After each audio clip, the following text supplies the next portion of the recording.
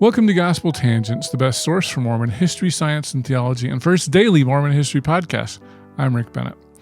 As we continue our discussion about the Spalding Manuscript, this time we're going to actually read the manuscript, which few people who actually support the theory have ever done. So you won't want to miss this conversation. Check it out. Now, my belief, if you want to believe the Spalding Manuscript, which I have a hard time with, just read the manuscript. Like, it's honestly, it felt to me like I was reading Gilligan's Island. Like, it's that kind of humor.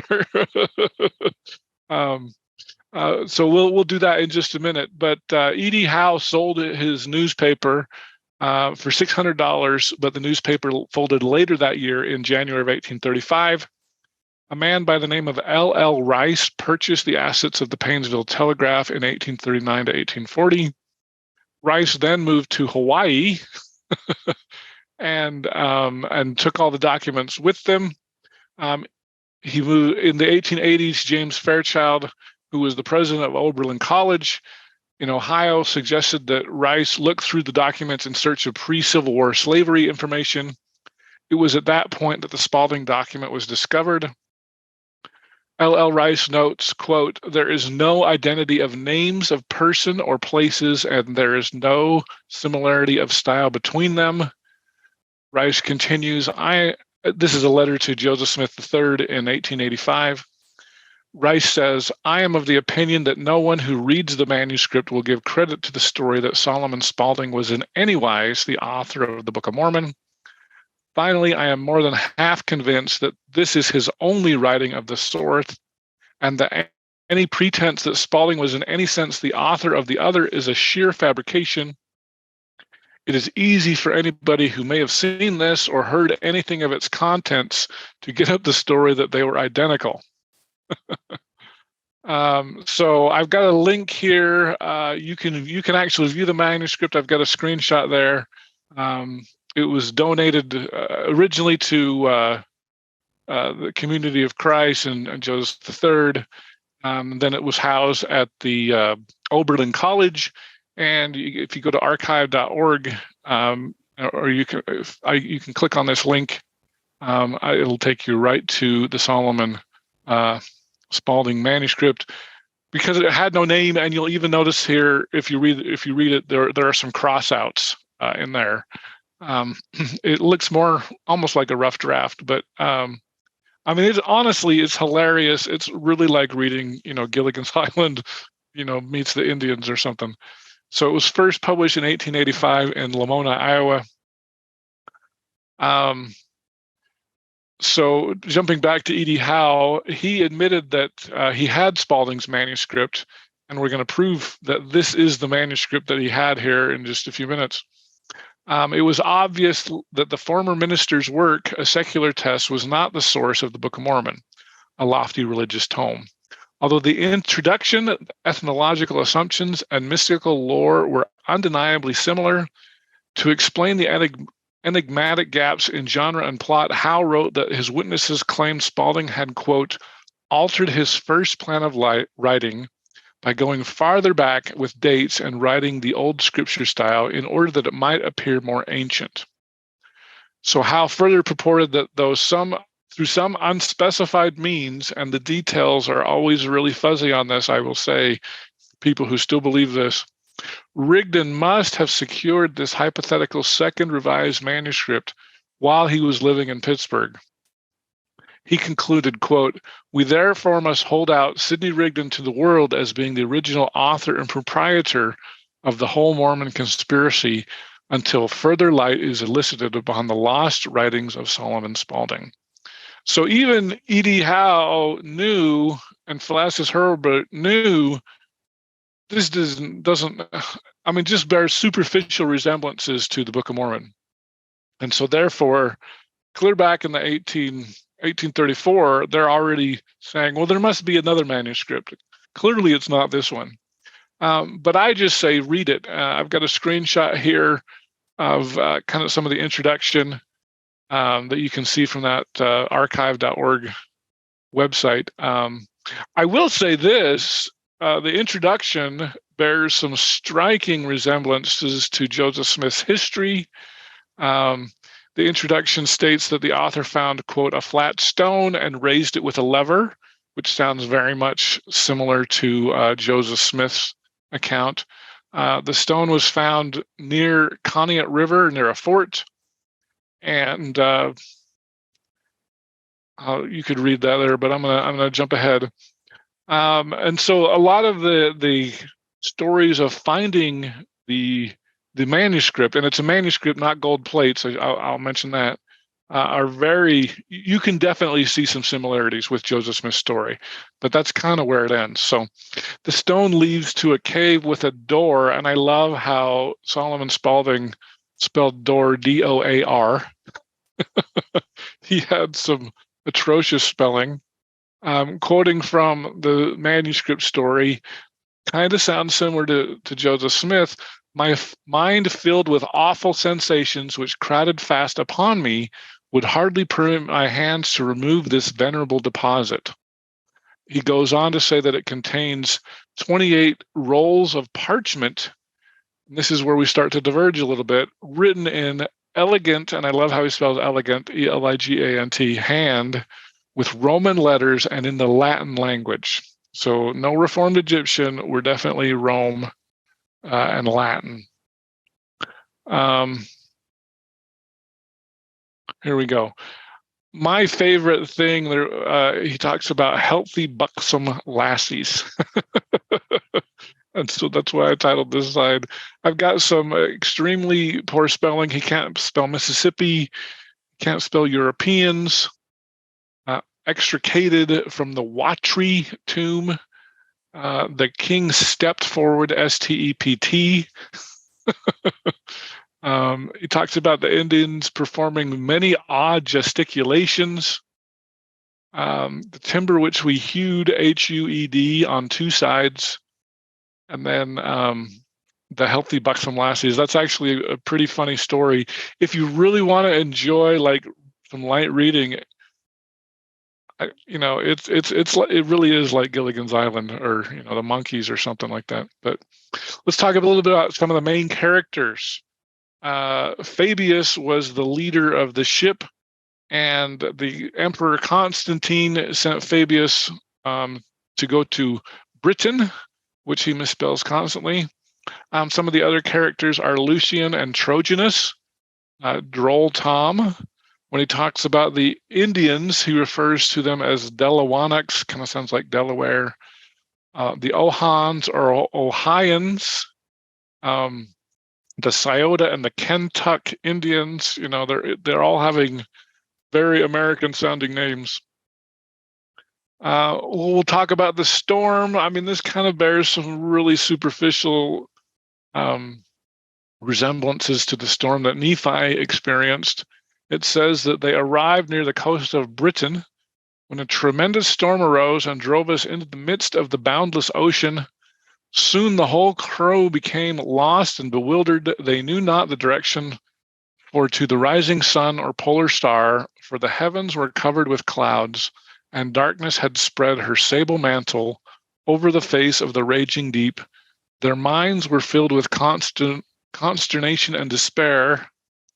And then crossed out is, and unanimously agree that. So he crosses that out. What could we do? How be extricated from the insatiable jaws of a watery tomb? Then it was that we felt our absolute dependence on the almighty and gracious being who holds the winds and floods in, and then it's illegible, hands. From him alone could we expect deliverance.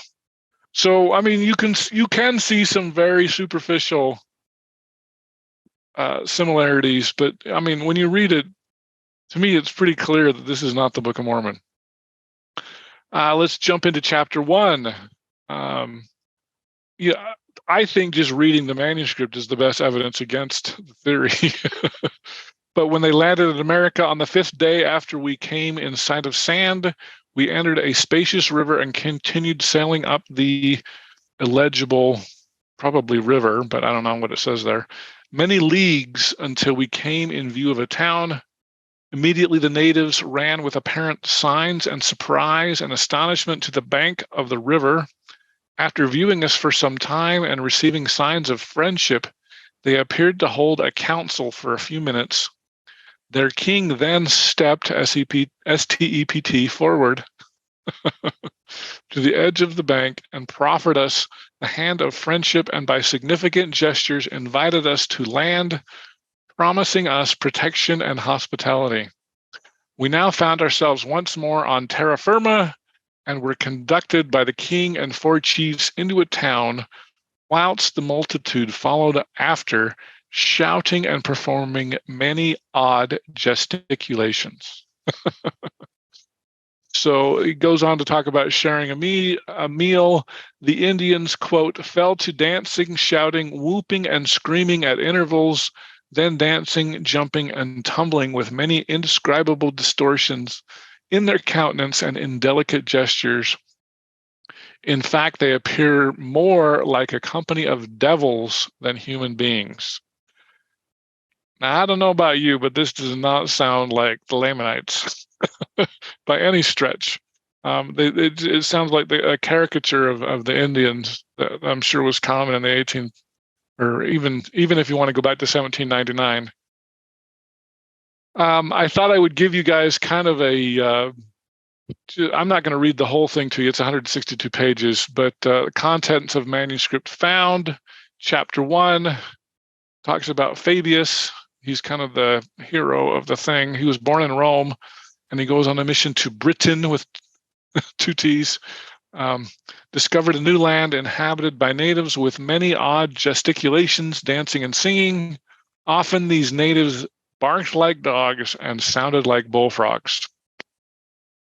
I don't get any of that in the Book of Mormon. Chapter 2, Fabius negotiates a treaty with the natives to obtain 6 wigwams.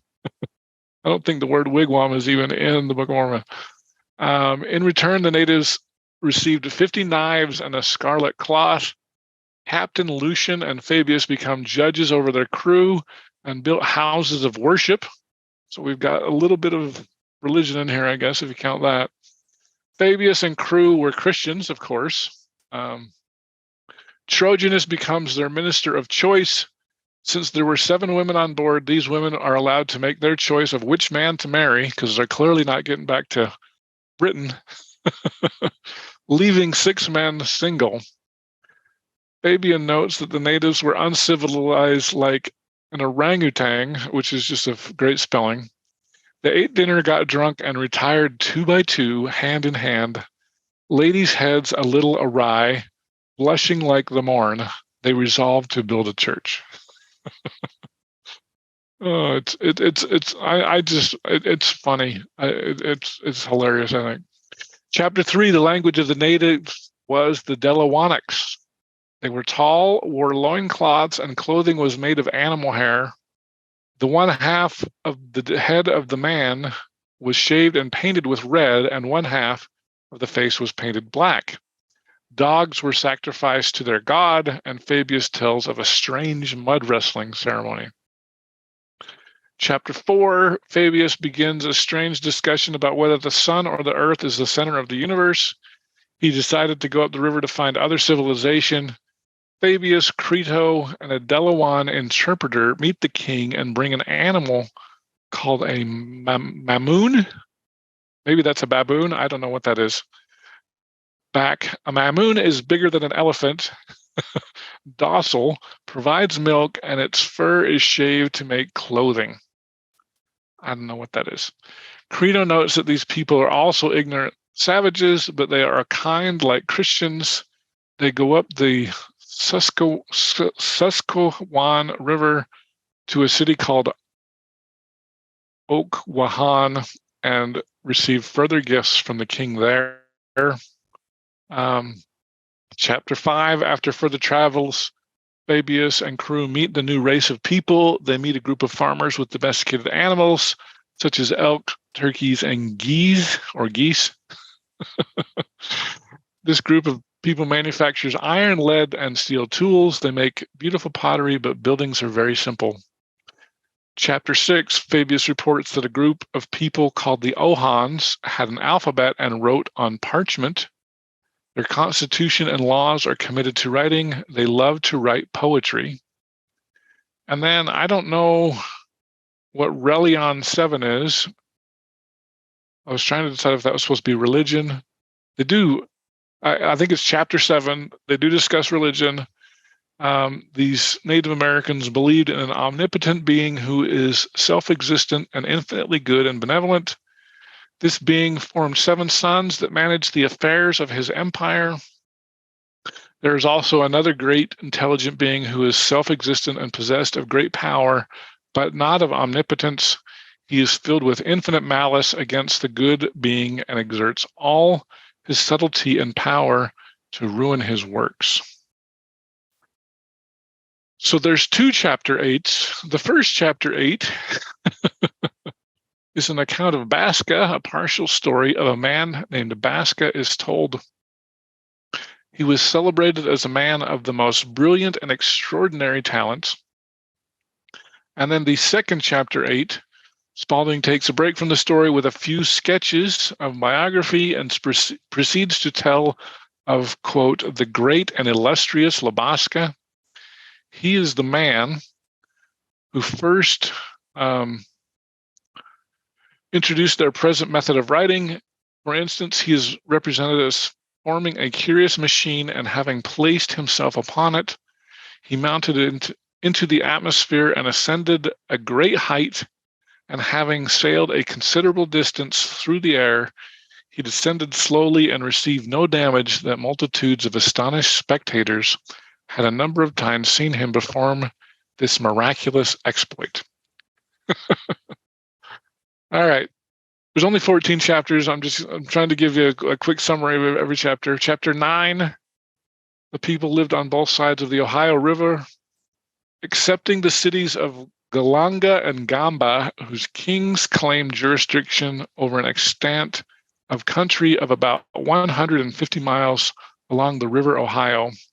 Labaska devised a system of government with a design of establishing 2 great empires, one on each side of the River Ohio. The Sciotan Constitution, I think it's great that these guys are practically Democrats or practicing democracy, is described as the Emperor Labamak, the oldest son of Labaska. Government will pass to his eldest son, and they must marry within the Sciotan kingdom. Money shall not depreciate. I don't know how that happens, but okay. Lamban, the third son of Labaska, shall preside over them and shall have the title of high priest. Chapter 10 deals with the military arrangements, amusements, customs, and the extent of the empires. The Scioto and Kentuck Indians believed that a strong military was the best deterrent. Sounds like modern beliefs here. Both groups held military drills for soldiers 4 times a year, with a mock battle once per year. Then Spalding talks about courting rituals. Men and women wear different colors of feathers to show that they are available. Once a couple has decided they like each other, they meet the parents and arrange to date 10 times within 60 days. If all goes well, marriage follows. Chapter 11, the Scioto had a son named Elsion, and the Kentucks had a daughter, Lamesa, of marrying age. Their constitutions said they were only to marry within the kingdom. This was kind of a Romeo and Juliet kind of a thing, you can tell. However, an exception was made to allow them to marry. Some were not happy and tried to disrupt the wedding, but finally Elsion and Lamesa were married in a traditional wedding. It's just hilarious to read this. Chapter 12. Following their marriage, Elsion of the Kentucks and his bride Lamesa of the Scioto surreptitiously leave for the land of the Kentucks. Apparently, this was not part of the bargain of the Scioto. They demanded that Lamesa return to Scioto, and if she did not return, they would declare war on the Kentucks. It was their understanding that they would remain in the Scioto. After much discussion, the Kentucks would not return Lamesa, but offered to give the Scioto something as reparations to avert war. Chapter 13, we're almost done here. There are quite a few speeches from the leaders of the Scioto and the Kentucks about how to handle the situation. The Scioto considered reparations and asked for the death of Elsion. Of course, that was rejected, and so they made preparations for war. Lamesa and Elsion felt sad for starting the conflict, but declared their love for each other. And then we're on to chapter 14. So it's the last chapter, although it doesn't actually appear to be finished. The war grinds on. There's a lot of death. At one point, the two sides declare a 2-day armistice so they can bury the dead. The leaders begin to work on different stratagems to win. They attack at night, assuming the other side is asleep. Once again, there's a lot more death. They bury the dead in a giant mound of mass graves. That kind of leads to the mound builder myth in the Ohio area, you can tell. King Sambo, the king of the Scioto, attacks a fort and finds Lamesa. Cruelly, he kills a woman trying to protect Lamesa. Lamesa asks him to kill her too because she does not want to return. Then Elsion leads a counterattack on the fort and ends up fighting Sambo hand-in-hand combat. Elsion kills Sambuel with the sword and frees everyone in the fort. The war appears to be winding down with the death of Sambuel, but it is not clear how the story ends. It just ends very abruptly. There's a little bit more to the manuscript, but it does not appear to be part of the story. To me, it appears to be Spalding talking in his own voice, not of the book. I'll quote a little bit here. I hope you enjoyed my presentation on the actual Spalding manuscript. In our next conversation, we're going to get some reactions from even the people who promoted the theory about what they thought about the theory. Upon reflection, since the writing of the foregoing, I am of the opinion that no one who reads this manuscript will give credit to the story that Solomon Spalding was in any wise the author of the Book of Mormon. It is likely that anyone who wrote so elegant a work as the Mormon Bible would spend his time getting up so shallow a story as this, which is at best but a feeble imitation of the other. If you'd like to hear the entire interview uncut, subscribe on either Patreon or at gospeltangents.com. For just $5 a month, you can hear the entire audio uninterrupted. On our $10 tier, if you would like to see the whole video, you can see that either on youtube.com/gospeltangents, or I've got a special Facebook group devoted for full videos. So subscribe at gospeltangents.com and sign up for just $10 a month. For $20 a month, if you'd like to get some bonus content, maybe some of the stuff that ended up on the cutting room floor, you can sign up for that. And then if you'd like to talk to me for $100 a month, we'll do a monthly phone call on something like Zoom, and you can ask me anything you want. So thanks again. Also, don't forget about the merch, mugs, t-shirts, hats, things like that. I'm trying to get the ties up there. Hopefully I can get up there. And thanks again for watching Gospel Tangents, and click here for some more videos.